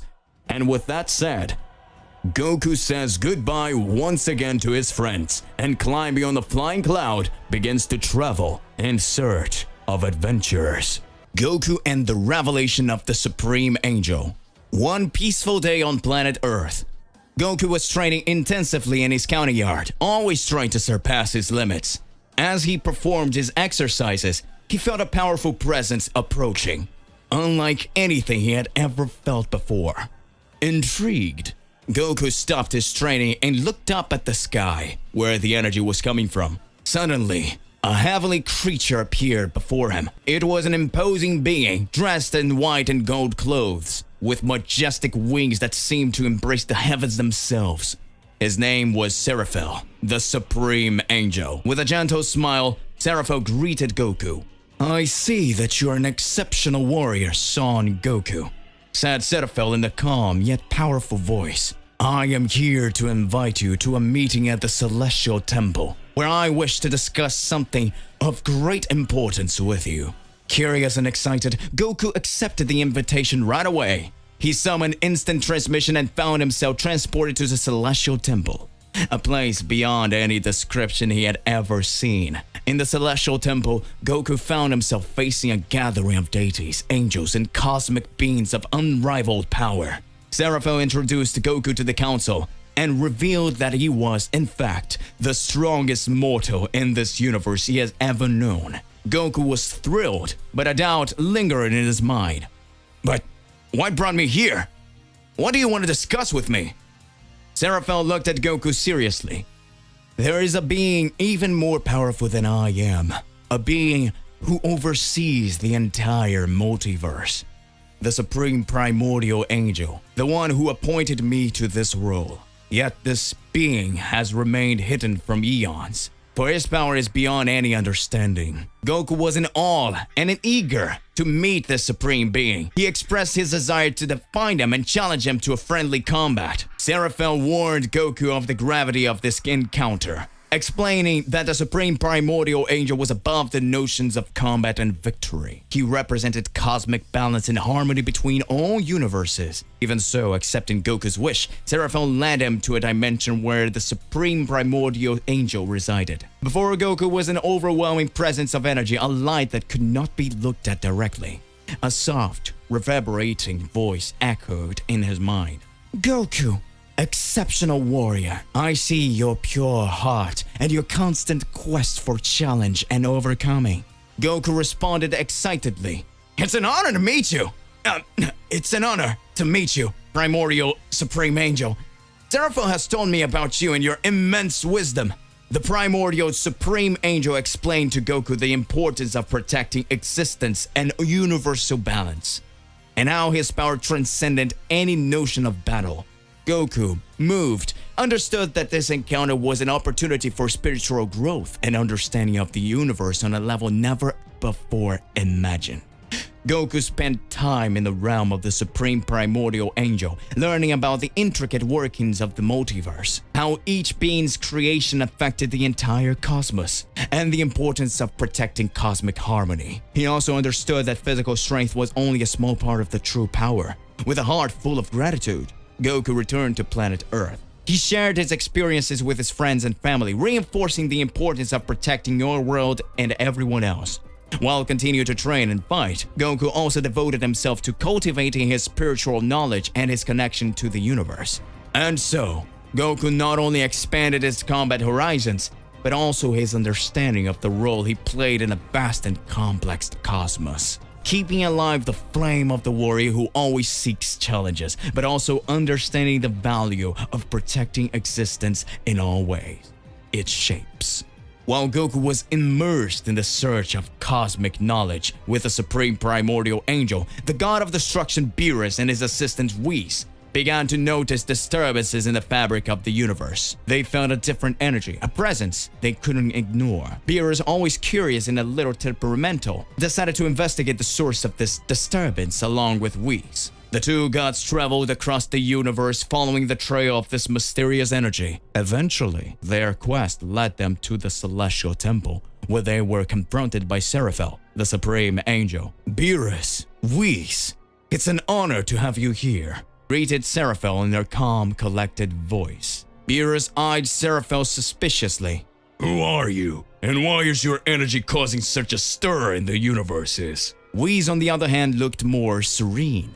He seemed to recognize Seraphil's importance and unique nature. I am Seraphil, a Supreme Angel, and the turmoil you felt is Goku, the result of his training and learning. Seraphil explained. He came here in search of wisdom and spiritual growth. Beerus looked at Whis in disbelief. Goku, training with high angels? That's unbelievable! Whis intervened. My lord, remember what I have told you about Goku. He is an extraordinary mortal, always looking for challenges and growth. It seems that he has found something much greater than we could imagine. Beerus and Whis were led by Seraphil himself to a space where they could only meet Goku. There they saw Goku, whose aura radiated a balance of physical and spiritual strength that was remarkable even for the gods. Beerus looked at Goku with a mixture of skepticism and curiosity. So, you have been training here with these high angels? Goku smiled, feeling the familiar presence of Beerus and Whis. Yeah, it's been amazing. I've learned a lot about the universe, about how our actions affect everything around us. Whis nodded approvingly. Mr. Goku, it's gratifying to see that you recognize the importance of understanding cosmic balance. It will certainly make you an even more formidable warrior. Beerus crossed his arms, looking less hostile. You may have grown up, but don't think I'm going to take it easy on our next fight. Goku laughed and accepted Beerus' challenge with enthusiasm. While the gods and the mortals shared moments of interaction, the Supreme Primordial God watched from afar, satisfied with the connection being formed between all these beings. As time passed, Goku continued his training, balancing his combat skills with his spiritual understanding and his responsibility to protect the harmony of the universe. He periodically visited the Celestial Temple, where he met with Seraphil and received guidance and advice. Beerus and Whis also maintained a closer relationship with Goku, appreciating his relentless pursuit of growth. Together, they occasionally venture in on cosmic quests to maintain universal balance. The story of Goku and his journey of spiritual growth has spread across the universes, inspiring other warriors to not only seek physical strength, but also to understand their role in a vast tapestry of the multiverse. And so, Goku's legacy expanded beyond the boundaries of combat, making him not only a powerful fighter, but also a guardian of cosmic balance. To be continued. So hey, what do you believe and what do you imagine about all of this, my partner? Do not forget to click the like button, subscribe here to the channel as always, and click the bell so you don't miss any of our other videos. And that's it for today. I'll see you in the next one. Goodbye.